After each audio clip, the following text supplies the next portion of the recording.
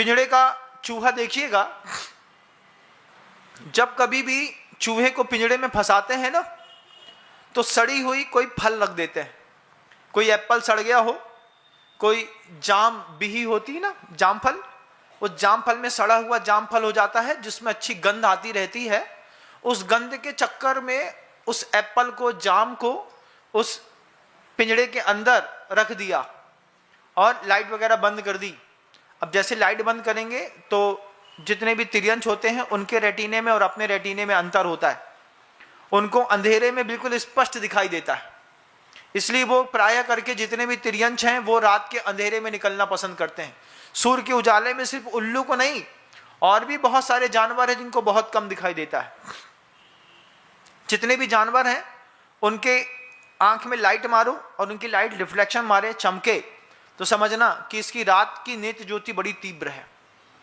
अब वो जो चूहा है उसको फंसाने के लिए आपने एक जाम फल रखा या एक एप्पल रख दिया, सड़ा हुआ केला रख दिया। उस चक्कर में वो चूहा पूरे के पूरे पिंजड़े का पहले ऑब्जर्वेशन करता है। ऐसा नहीं है कि सीधे उसी में चढ़कर के अंदर घुस जाएगा।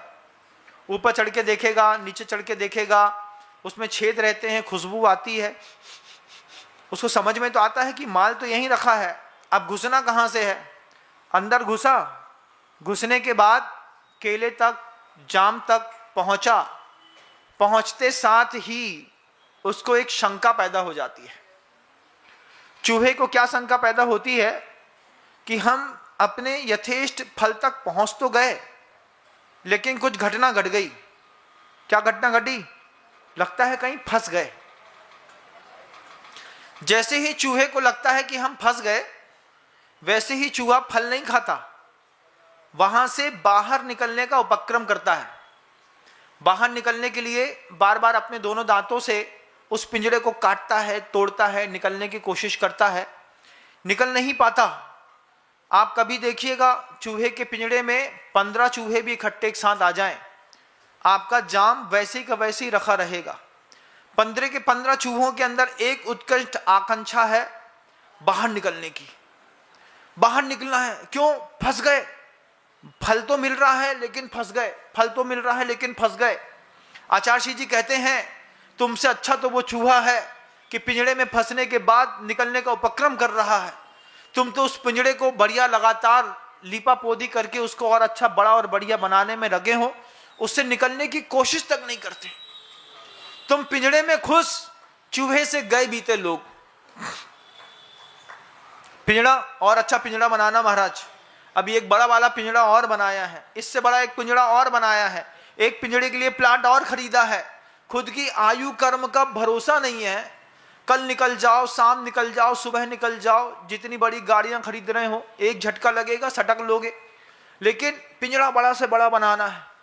चूहा तुमसे ज्यादा समझदार, हम चूहे से ज्यादा गए बीते।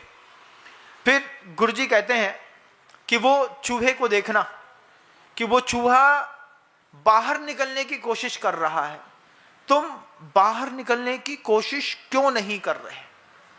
आचार्य शब्द कहते हैं दान भोगो दानात। अब आदमी को कुछ दिखाई नहीं दे रहा, आंख से सुनाई नहीं दे रहा, कान से, कान का भोग भी नहीं कर सकते, ऐसो ऐसो कान लगा का बोले। और जो 65 साल की उम्र के जितने लोग बहरा बना थे ना, इनके साथ भी बड़ी चतुराई है। इनसे बोलो कक्का पैसा देने हैं तो इन्हें 1 मिनट में सुनाई दे जाए। इनसे बोलो कितना भी बड़ा बहरा क्यों ना हो कान का, उससे बोलो, ऐसे बोलो मत, मुंह लिपसिंग बस करो। बड़े बाबू को पैसा देने बड़े बाबू को ले आओ। अब इसे पूछो काय तुम्हारा छोटा लड़का कहाँ गो? कहा बोले बेटा का हमें कछु सुनाई नहीं दे रहा हूं। लोग बोले चतरा इतना है कि पैसा देने की बात करोगे तो आधे सेकंड में बिना बोले समझ जाएगा,